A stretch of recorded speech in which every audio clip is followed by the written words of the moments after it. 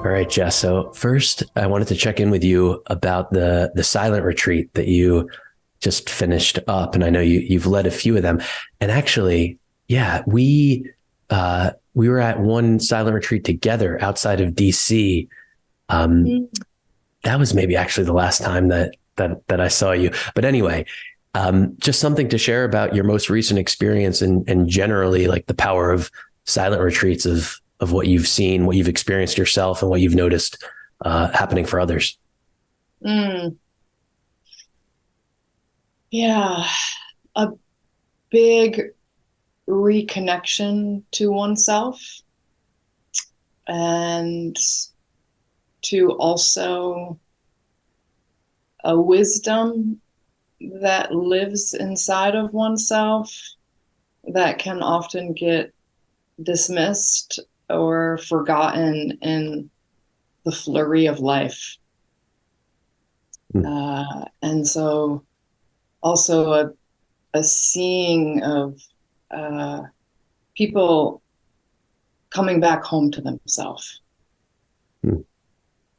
Coming back home. It's a very interesting idea, right? It's like, what even do you think happens in regard to moving away from home? Like, why and how do I move away from home?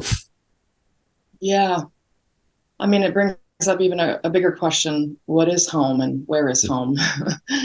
uh, but I think we all, myself included, how many times do I get caught in the grind and the busy and the doing and the going and even maybe caught and hijacked in a state of fear or stress or worry or kind of moving too fast, in a rush on our way, always somewhere going somewhere else. And there's a sense of like lost or being lost or losing oneself.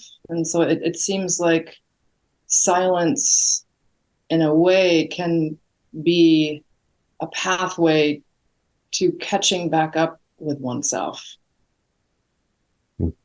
Uh, I like that you that's kind mentioned, of that's the coming home.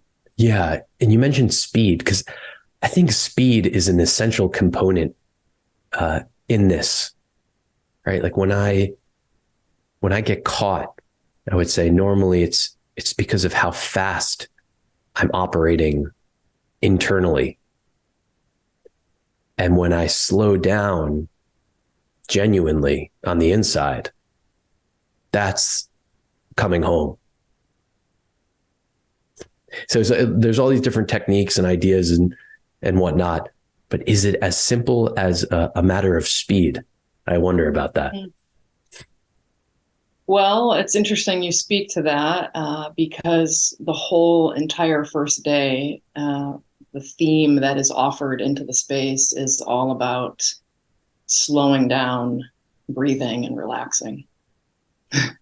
And I think it just speaks to what you're saying of when we kind of get caught in speed or distraction or moving too fast through our life, our inner environment and the inner ecosystem is also affected by that speed.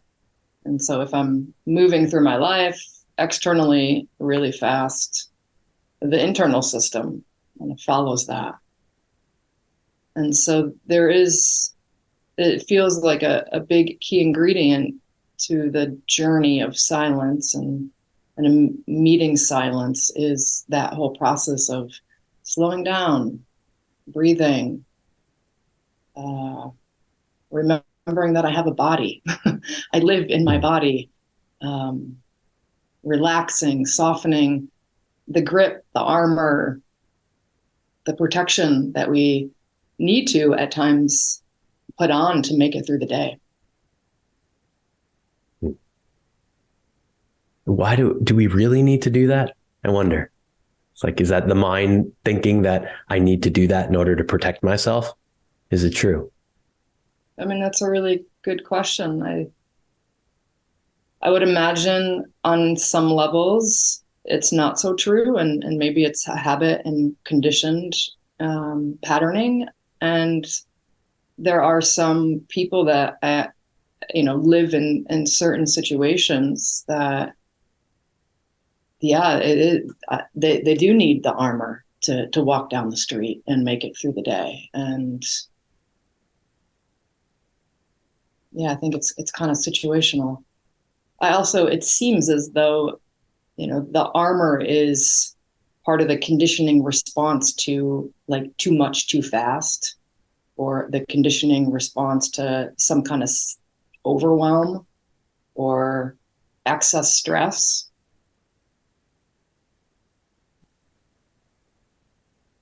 Yeah. So I feel that way. And then I don the armor. And what is that armor that I'm putting on? Like what exactly is it? Hmm. Yeah. Well, it's a separation from me and the other, me and another. It's a separation from something that feels frightening. It's maybe some kind of safety mechanism in some way. Hmm. I mean, I imagine, and I'm thinking of myself, it's like, it's the armor is put on from actually a place of wisdom of like, oh, if I don't put this armor on, I might not survive this moment. Whether that's true or not. Um, it seems as though that's where the armor kind of comes from. I'm, As a place, like the armor is put on as a place of like, ooh, something's happening, and like a survival mechanism almost. yeah. You think most of the time, specifically in regard to other people, like there's something about other people's behavior that I need to protect myself from? Well, there's quite a bit of violence and discrimination and inequality and um, separation in our world right now. Um, Unfortunately, there's a lot of differences, and people, we can get easily caught in, oh, that person is different, and I'm putting up my armor to other that person or keep that person over there. Do we need to do that? Hope not. Do we do that? Yeah. And is it a service? I wonder about this. Like, is it a service to others, um, to, you know, shed that armor or not put it on in times when It's an maybe I am, interesting yeah, inquiry. Who am I when I lay down the armor? right. And, I know you have an interest in authenticity, right? Mm, And so I wonder too, when I'm wearing this armor, is it less authentic than when the armor is off? sure. Yeah, I mean, I'll speak for myself. The armor,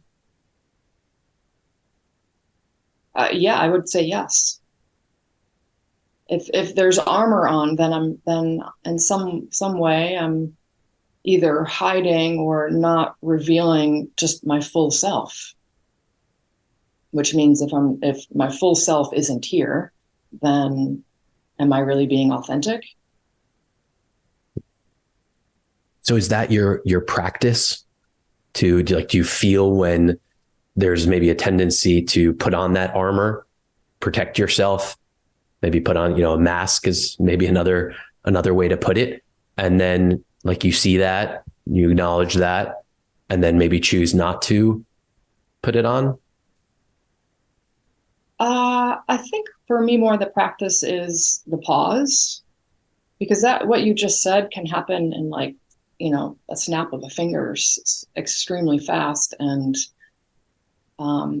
so there is a quality of awareness around that, and almost like a a learning or a discovery more of who I am and why I do what I do. And I think more of the curiosity is taking that moment to pause and like, whoa, what just happened? Versus, oh, now I have to do something and like put my armor down. So I guess I approach the situation more from like pause and curiosity of what just happened and why did that just happen? Because I think in the what and the why and the curiosity, that will actually reveal more information on maybe what's actually needed in the moment. Oh. I want to ask you about time and how you choose to spend your time, how you want to spend your time going forward. I'm sure that you reflect on this. Okay, like here's my life. I get to move forward from here. Yeah. What makes sense to you in terms of how to spend your time? It brings up the question of what really matters, what's most important, what's really meaningful, and what nourishes. Like, what nourishes me, what nourishes you, and what's the thing that matters most right now. And when I can ask those kinds of questions, because it shifts, every day might be a little bit different. When I can ask those kind of questions, it feels like they can be guiding lights to the answer of your question. But what I see, like common threads, are community and the power and the potency and the need for community and fellow travelers on the path, and that kind of communal connection seems really important for me and is a really big key element of life.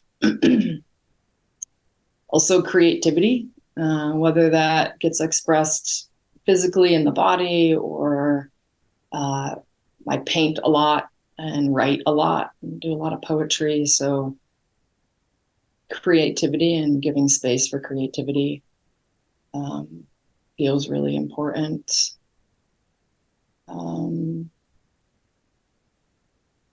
I guess the word that just came up was dharma, and just like a sense of like duty and responsibility and inquiry, which I think is always happening, but like, why am I here? And what is the essence of Jess? And what gifts do I have to offer? And can I actually live more from like that essence? And can that be the guide? And then a lover of helping other people discover, find, and remember that within themselves, which also means discovering what gets in the way of that essence from being expressed in its full way. And is community a container for doing that work?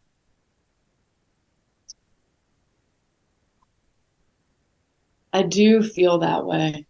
Yeah, there's a phrase that came from Stephen Cope, a dear teacher and mentor of mine. And I really love it. And the more that I immerse myself in a community, it's like, oh my, I so feel that and see that. But he says, we see one another into being, and I become because of you. And so because we're together, there's a seeing of one another into our being, and we are able to do that because we're seeing and being seen, we're witnessing and being witnessed, we're hearing and being heard. I think in community there's some sense of the container of safety, of belonging, which seems to me that every human being craves that the most. And in a sense of safety and belonging, yeah, people come alive.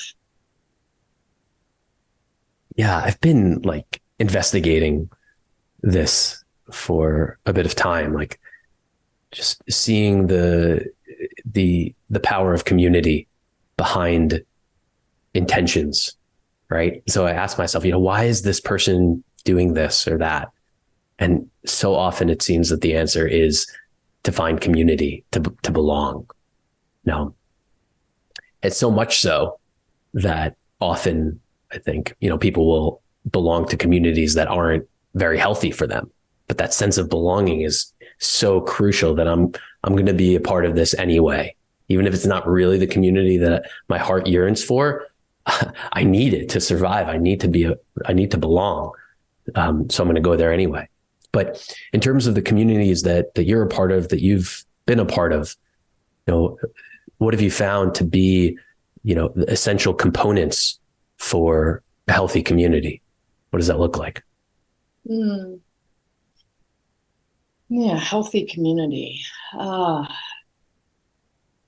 authenticity feels, space and room and a welcoming of everyone to be who they are, just as they are, and where they are on the journey, without some kind of expectation that we should be somewhere different or I should be something different.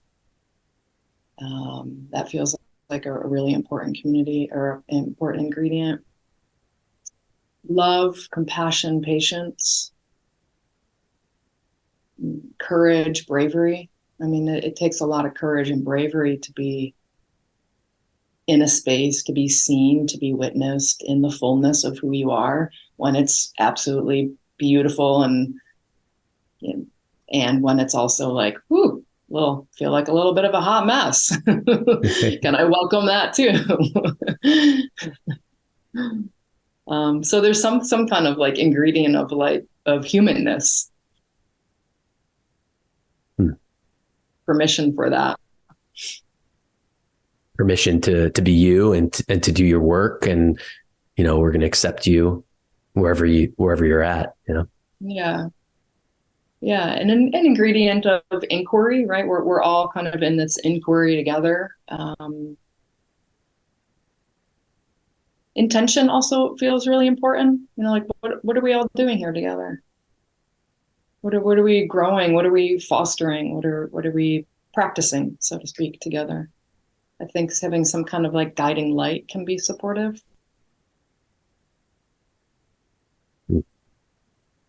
So, how are we of service to the greater and the larger? Right? We come together, and how can we as a community be of service to the greater and the larger collective? Right, so there's like an individual purpose, and then there's the purpose of the community, and both seem essential. I guess they could line up too. Yeah, they seem so connected and intertwined, and almost like feed into and off of one another. So I'm not just here for myself and my own growth and healing and discovery and uncovery. That actually ripples out. And it can't be any other way, right? Like I don't live in isolation. Even if I have the intention to do that, any work that I'm doing on myself is going to affect the environment, right? It seems to be that way, right? We change, I change, you change. What I've witnessed is the people around me change without me even needing to say or do anything. So there is a ripple. Yeah. That's natural. Yeah, that balance is one that, I investigate, sometimes, because my mind wants to do something for someone else, for others. And so there's that part of me, but then there's another part of me that just kind of feels that I don't need to do anything else aside from continue to work on myself. that accomplishes that other goal more efficiently, effectively than it would be for my mind to try to figure out, how can I help other people? I don't know. I kind of struggle with that one a little bit, finding the balance there. I'm like noticing myself with this phrase, working on myself. Yeah. I get a little like, yeah, please say more.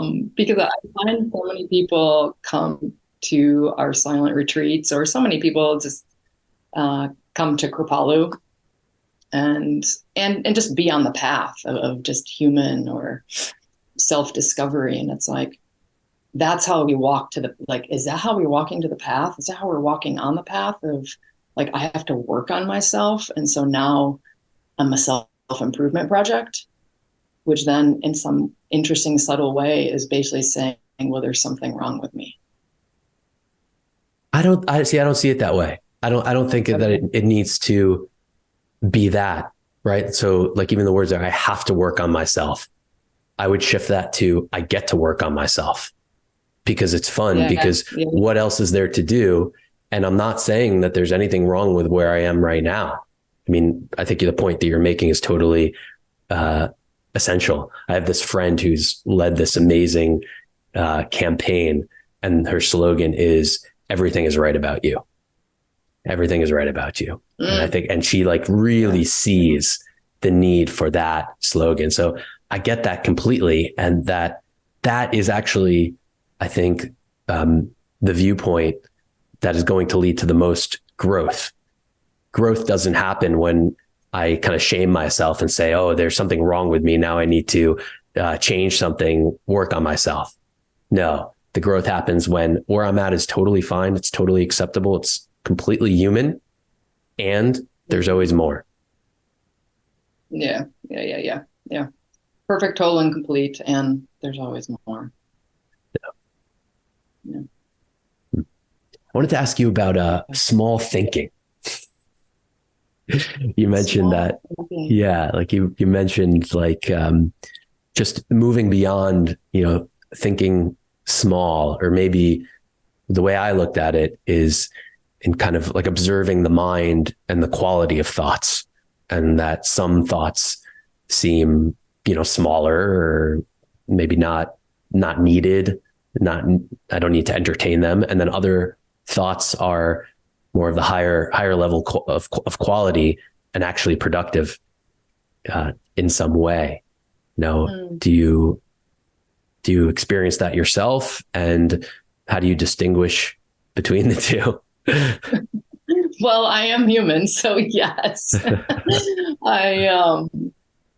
When I was thinking of small mind, I was thinking of our story, like, yes, this witness or this watching of the stories of the mind, and the curiosity of like what's running the ship, and the loops and the story patterns that are running the show. And oftentimes what I find is, there can be some small mind thinking where I get kind of caught or hooked in what, I'm not good enough, or something's wrong, or there's a problem here, or, it kind of goes back to that armoring and separation, versus maybe more wholesome or larger qualities of mind around like love or acceptance or patience or compassion or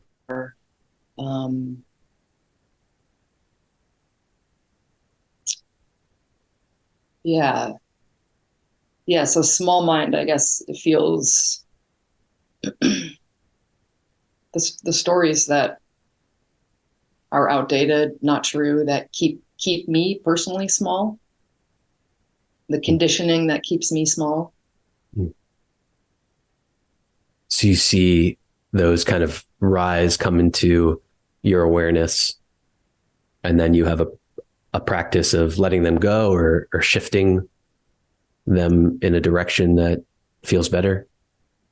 Um, yeah, yeah, interesting language. Again, I bring in the word curiosity, and then I often am asking myself, like, is that really true? Hmm. Um, is that really true? And that question, there's actually like a non-doing. I don't have to do anything other than just ask that question with curiosity, and that usually reveals, for most of the time for me, like, no, that's actually not true. And that keeps me in my small little box, separated from this or that, or um, and the question kind of allows me to see more clearly. I love that question. And I think you describe yourself as a truth blazer, right? But this, yeah, just being curious, right, and investigating the truth. That seems so important to me. Yeah, right. Like the word truth is holy. I would even say, um, but it's Yeah, yeah, and it's almost like medicine, honestly. Like awareness brings truth, right? The more aware I can be, with curiosity and compassion and patience, um, among, with my own human conditioning and with others, the more awareness there is, the more truth is revealed, and the more truth is revealed, then there's more wisdom on how to navigate the next couple of steps. And it actually comes from what feels like this natural unfolding versus like, oh, I have to do something and figure something out. It's like, well, truth is just truth. it's enough then to simply be aware and to trust in that, in the awareness of then it will lead to the progression. I think that you outlined. Yeah. Yeah, I mean, I really see and believe, and like that awareness really is medicine. Yeah. You ever consider that there's maybe like priorities inside yourself? Like the mind can kind of set an intention to have a certain priority. Like this is the most important thing to me. And it's beneficial to kind of get that straight because all these different things are kind of, swirling around, jumbling around. Um, so to to really set a clear intention. Okay, this is like the top priority. So as an example, right, like awareness, like that's my intention, is just to be in awareness as often as I can, or to be experiencing love, whatever it is. Does that seem important to kind of have an internal ranking of maybe the states of being, I might call them, that are the most precious, healthy to exist in? I think it seems really beneficial to have a guiding light, intention. Yeah, it feels important. It feels important, but it also feels meaningful to have a guiding light. Because I then don't when I know. stray I out, like. I can when I stray away from it, move away from it, I can then say, oh, okay, come back to the light, that guiding light, whatever it is. And that's the practice of returning to the guiding light. I see the guiding light though as there's a lot of flexibility in that, right? Because it might shift and like the guiding light might shift and change as I move through a different era of my life, as I move through a different season of my life. When I was in a place of real deep grieving, it's like my guiding light was very different, and I needed something very different. And so different phases and stages of just my own healing process called for a different guiding light. And so it's, I guess, I don't know, I want to bring in the word flexibility of of the guiding light. And also, though, yeah, it feels like when I did have a guiding light, it brought, was it maybe direction? I don't know if yeah, direction. Hmm. You said when you did have a guiding light, does that mean you don't feel like you have a guiding light right now? Uh, no, I do. It's something I check in with myself on a regular basis, and I ask a lot, like, yeah, just what's where am I pointing the compass? Yeah. You know?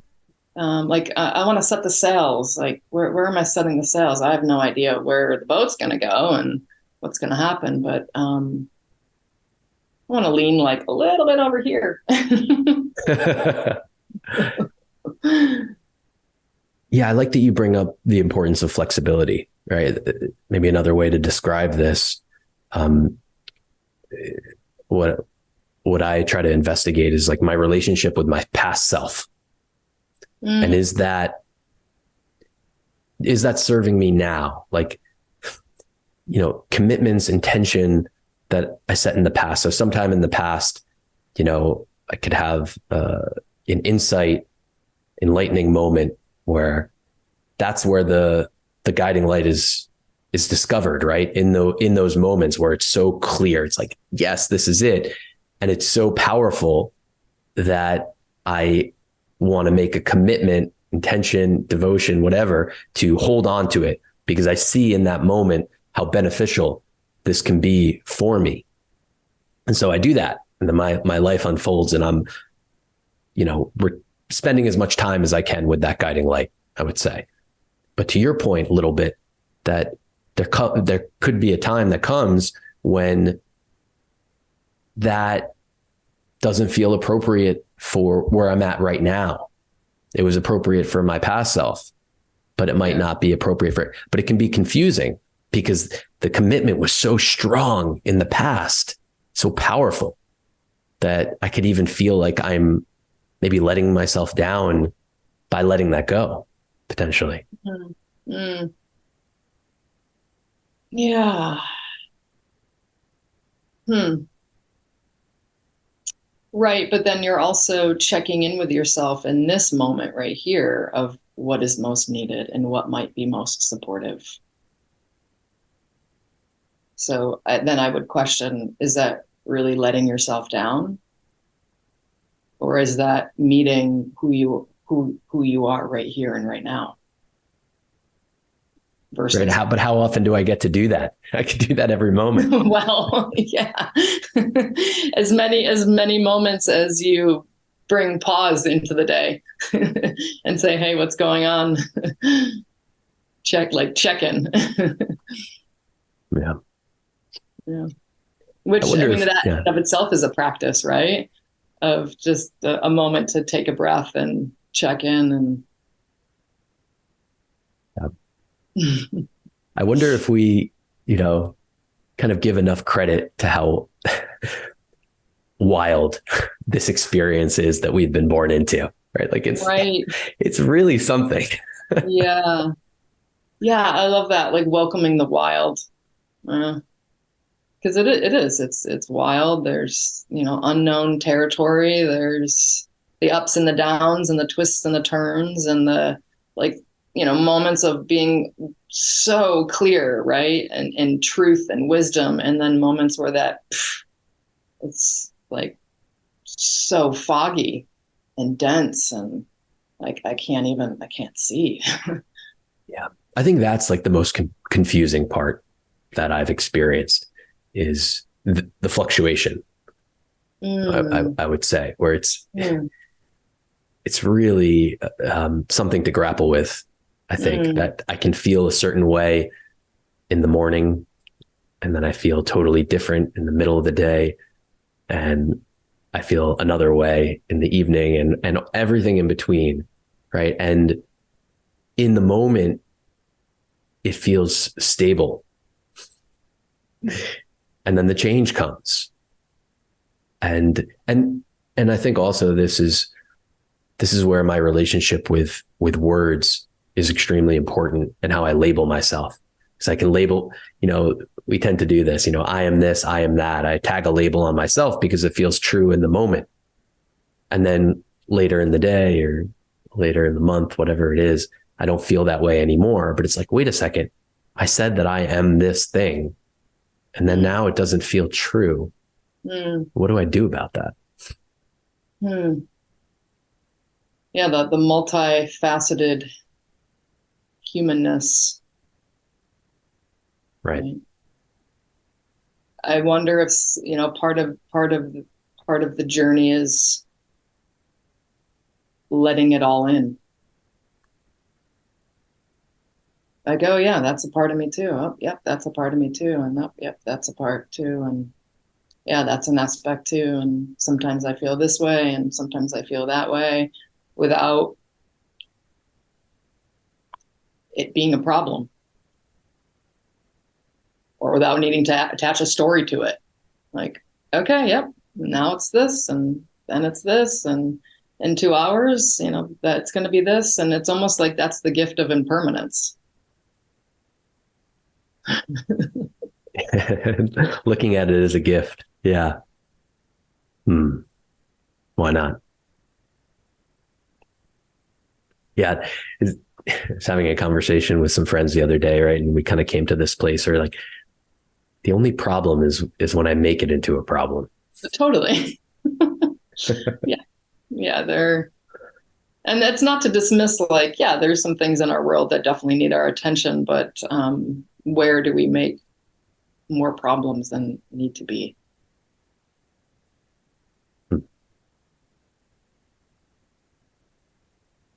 I feel this way, or this is happening, or this, now it's this, and now I'm feeling in this way, and now I'm really confused. And it's like, yeah, that's a part of the journey. Oh yeah, that's a part of the journey too. Oh. And really the inquiry is, okay, so this is what's arising for me, and how can I meet that? Yeah. Acceptance. It's huge. Yeah.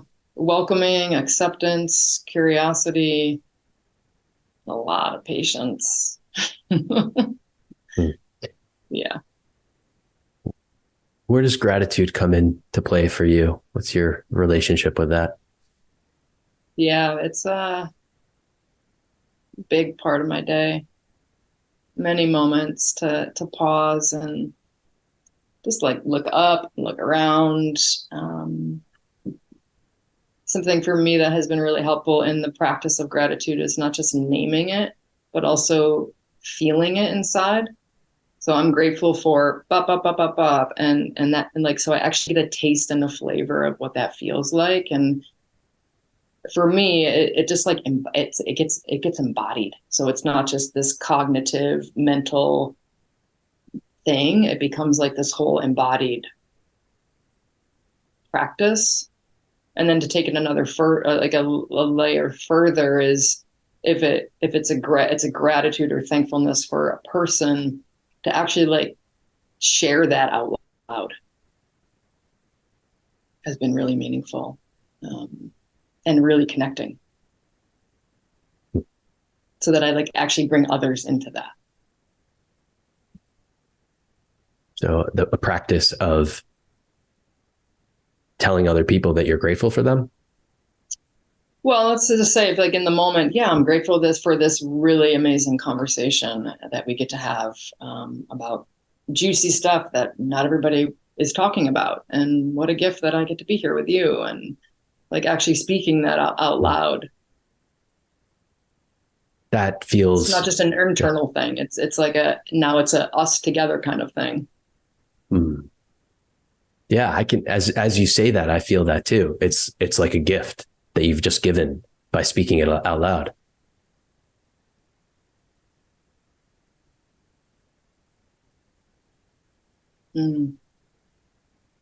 Or if I'm grateful for my partner, like, thank you for da da da da doing this, and I actually speak that to them. It becomes a whole different kind of practice. Yeah. There's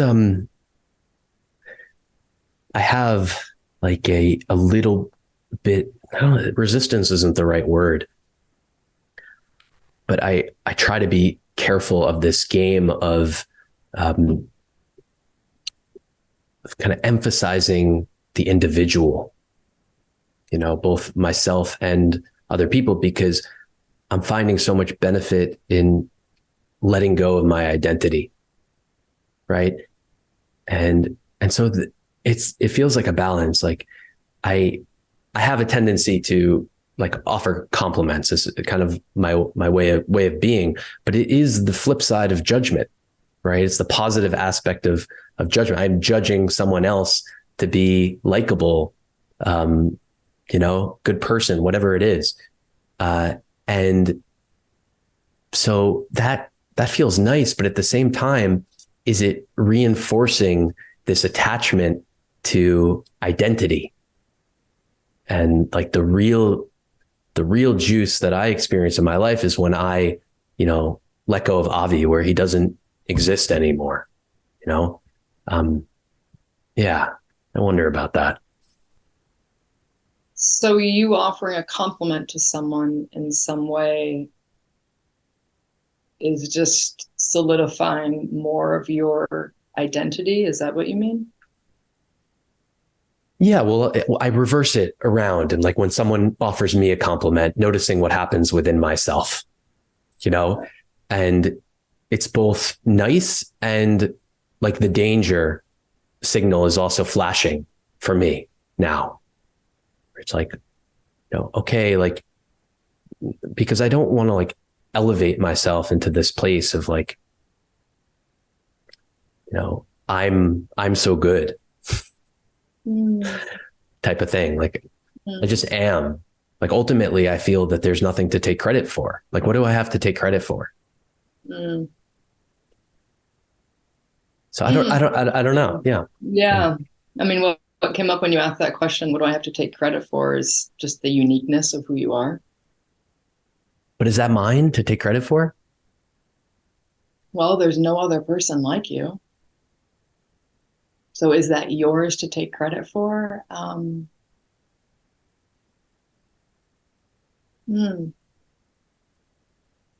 I don't know. Is it your duty though to, not duty, but yeah, maybe duty or responsibility to live that? Because it kind of goes back to what we were talking about before. Like this is the essence of Avi. I think for sure that feels right, to live that essence, really be in that. So there's like a being in that, a knowing that the uniqueness exists, and that, I hold value, and that each one of us somehow is valuable. I believe that 1,000%.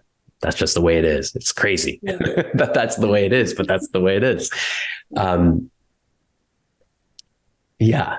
At the same time, it's like the mind can,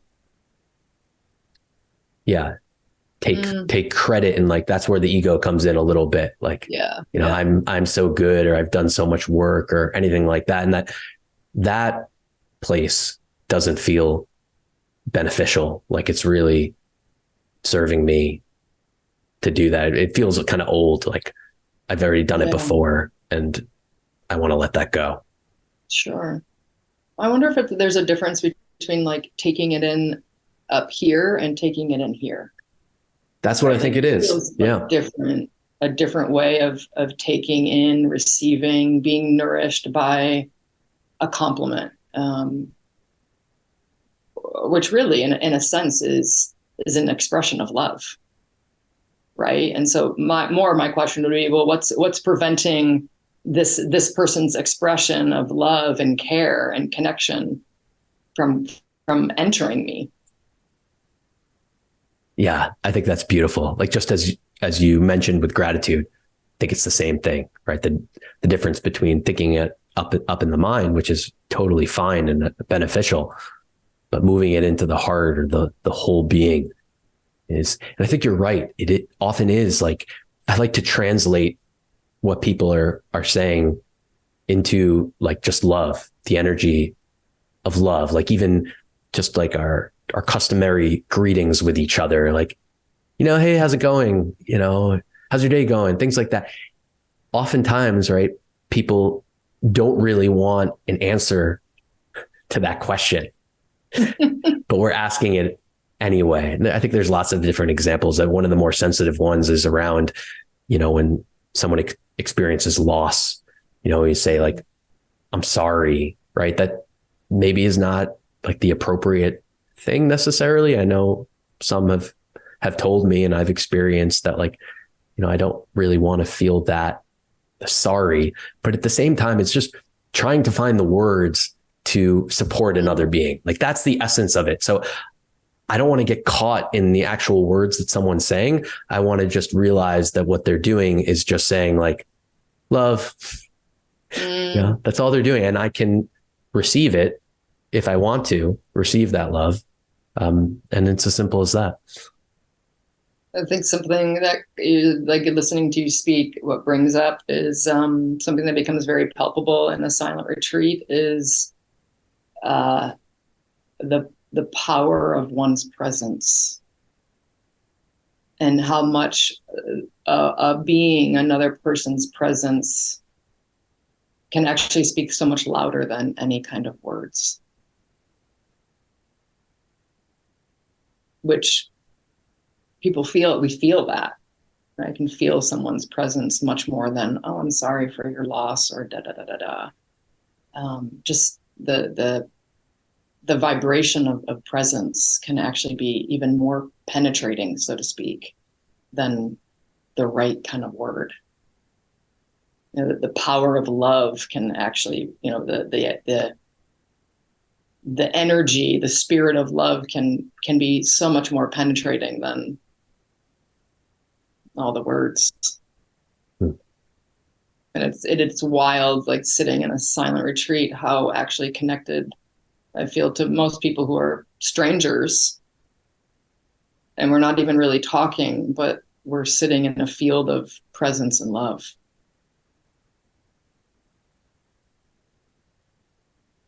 Yeah, you're reminding me of an experience I had a few weeks ago where I was at a concert, and I was just walking around and looking at all these people. I've never seen any of them before.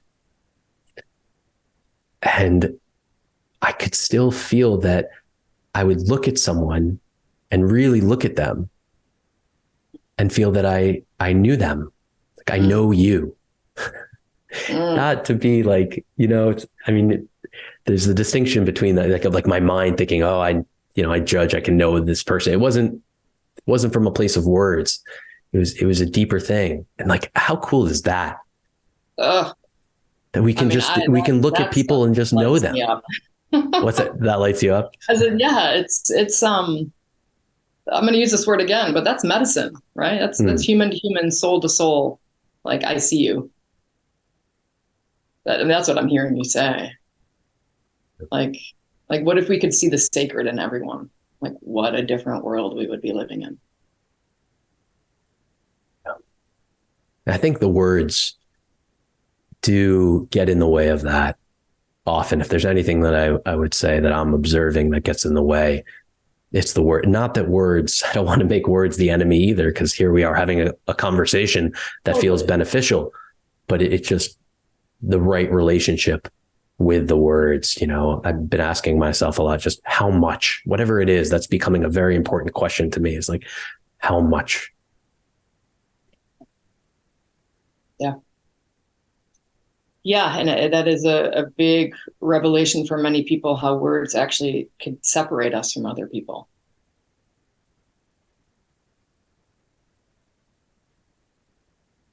And yourself. Yeah. and yourself. Right. Well, that's what's happening with the mind too, right? Yeah. The words in the mind, the thoughts are maybe separating me from myself. Yeah. Jess, it's so great to connect. Thank you so much for taking the time. Yeah. Yeah. Thanks for a good conversation. Thanks for listening. If you've enjoyed this content and think others might as well, please feel free to share and subscribe.